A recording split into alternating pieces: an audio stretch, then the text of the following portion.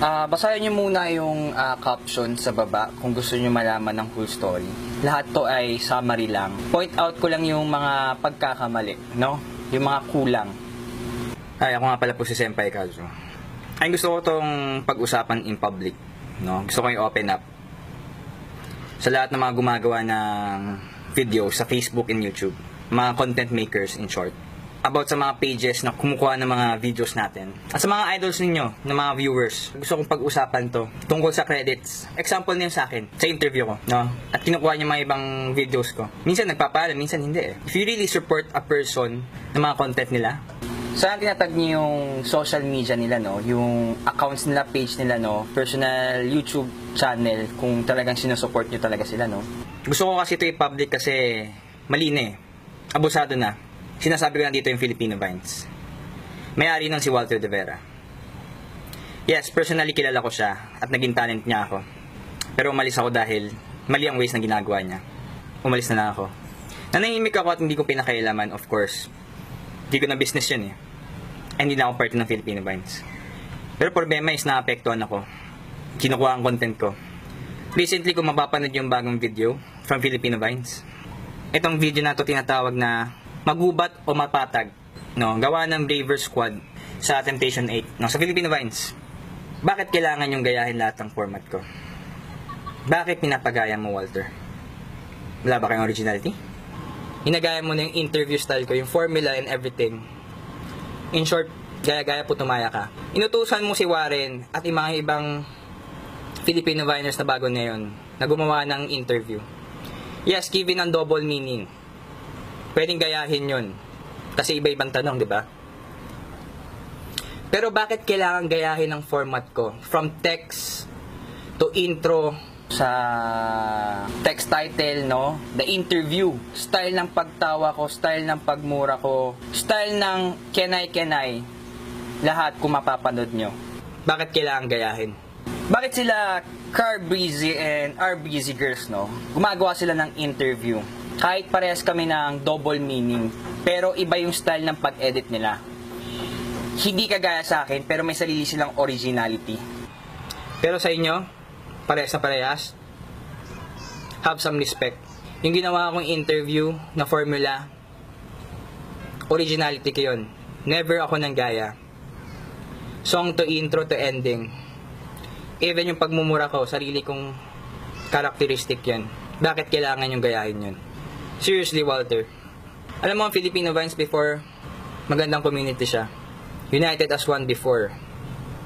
Pero nung napansin ng mga ibang Viners na may mga mali, mas lalo ako tungkol sa credits, sa pag-post, and pag-support ng mga pages nila at accounts nila and social media. Hindi mo ma-post sa Filipino Vines. Do you have the right? Kasi page mo yun? No, of course. You don't have the right. Hindi naman ikaw gumawa ng content eh. Ikaw ba mismo gumawa ng content nila? No. Ikaw ba nag-provide lahat ng script, ng editing? No. Repost ka ng repost ng mga videos pero hindi mo sila nakikredit na maayos. Pero pagdating sa mga artista, sa mga kilala sa industry, kayang-kaya mong itag sila sa credit, sa caption, sa comment down below. Nagagawa mo yun. Bakit? Para mapansin ka, para magkaroon ka ng partnership. Sa lahat ng mga companies at sa mga industry, ng mga sikat, artista, kung napapanood nyo to, kayo na mag-judge. Eh ikaw, Walter, bakit kailangan mong i-credit sa sarili mo lagi sa caption? Ikaw ba gumawa ng video? Dahil ikaw may-ari ng page. Sana gumawa ka ng sarili mong personal page. Walter De Vera Vines. Pero hindi eh. Filipino Vines. Ibig sabihin ng community. Hindi naman ikaw gumawa ng video niyan para ilagay yung personal account mo. 'Di ba? And nakita ko one time, actually many times, na pag pinopost ang videos ko, walang credits mismo sa account ko. And nakakalungkot. Siyempre, naghahati ang views. And dumating sa point na umalis na ako, ganun pa rin ginagawa nila. Hanggang ginagaya na yung content ko. Hindi lang ang Filipino Vines lang gumagawa niyan. Madami pa mga pages na gumagawa yan sa Pilipinas. You don't have the rights to repost the videos na ginagawa namin at di kami binibigay ng tamang credits. And wag yung sabihin na hindi mahalaga ang credits. Mahalaga sa amin ang credits kasi sariling content namin ginagawa yan. Sariling effort, sariling pera, dugot, pawis ginagamit namin dyan. Sariling utak ang ginagamit namin dyan sa mga ideas. Walter De Vera, hindi ako magbibigay ng oras sa'yo para ayusin yan. Ayusin yung page mo at ayusin ang mga ibang pages yan. Pero pag dumating sa point na umaabuso ka na, till now, gagawa na kami ng paraan para maano yan. Time will come, mawawala lahat sa'yo yan kapag di mo inayos na maaga. Alam mo, Waltz, simple lang naman yung solusyon dito, no? Kung gusto mong maayos to talaga. Lagyan mo ng credits ng lahat ng tao sa videos. Tigilan mo yung CTTO mo. Credits to the owner, no? Hanapin mo talaga kanino yung owner ng video. Simple lang naman eh, kaya nga tayo may internet eh. 'Di ba? Pwede naman tayo mag-search, 'di ba? Yun lang, simple lang. Simple lang. Maglagay ka ng credits. Man, ang tigilan nyo na rin yung CTTO na yan. Hindi nakakatulong yan sa mga content makers. Ay mamaya mapapanood yung si Makagago kung ano masasabi niya tungkol dito sa issue na to. Sana may magawang paraan talaga to. What up sa mga ka-hombre ko dyan? Alam niyo na kung sino to. Makagago, what's up? May na naman niya pala to. Meron tayong mga real talk na video, mga ka-homes. Kaming mga gumagawa ng videos ay dapat nirirespeto ng mga pages na nagre-re-upload ng mga obra namin. Obviously. Dahil naghahangad din kami ng mas maraming followers at viewers. So, ang labas, fame more, di ba? Yun ang nasa isip nyo. Pwede in a way. Bakit ba tayo nagbi-video? Lahat tayo, di ba? Hindi lang kami. Para mapansin, di ba? Ito din yung way namin para ipakita yung nasa likod ng utak namin at talent namin. At syempre, kung saan kami nakilala online, di ba? Alam niyo mga ka-hombre ko, si Walter De Vera, siya yung may-ari ng Filipino Vines page. I don't really give a fuck about this shit because, sinamin, wala naman akong pera na kukuha dito. Wala man siyang binibigay na pera sa akin. Pero alam niyo yun, gusto kong maging boses ako ng mga tulad ko na nag-video makers na nasa likod ng Facebook na natatakot lang kumilos, magsalita. Kasi syempre, takot sila na ma-involve sa problema na to. Hindi ko ba alam kung ba't sila natatakot? Mga ka-hombre ko at sa lahat na nanonood dito, kahit kailan, huwag kayong matakot na harapin kahit gano'n man kataas yan kung nasa tama kayo. Kasi, what the fuck? Ano pang buhay mo kung hindi mo naman pala kaya mag-risk? Anong klase ng buhay meron ka? Kaya ito si Walter De Vera ay isang mahusay na tao. Sa tingin ko naman kasi I don't really know him. I don't really know this guy. You know what I mean? Maayos tong kausap. Nakaka-chat niya ni Makagago, pero ang napapansin lang sa'yo, syempre, on behalf, tulad na sabi ko, of the other video makers on Facebook, ay hindi ka marunong magbigay ng credits. Alam mo yon, tol? Alam mo ba yung credit? Pagka yung mga sikat na personality ang mga nilalagay mong video, tinatag mo sila. Pag hindi man tag sa putang inang sa pinaka-video, tinatag mo sila sa comment section. 'Di ba? Ganun ka kalupit eh. Tas kapag yung mga ka-level ko lang, wala, nakasulat lang ang name nila sa pinaka video. Yun lang. Yun na. Tapos, pero hindi mo tinatag, 'di ba? Anong klase to, bro? Huwag ka manggamit. Alam mo yun? You know me, cuz wala akong pake sa mga TF shit na yan. Alam mo yun?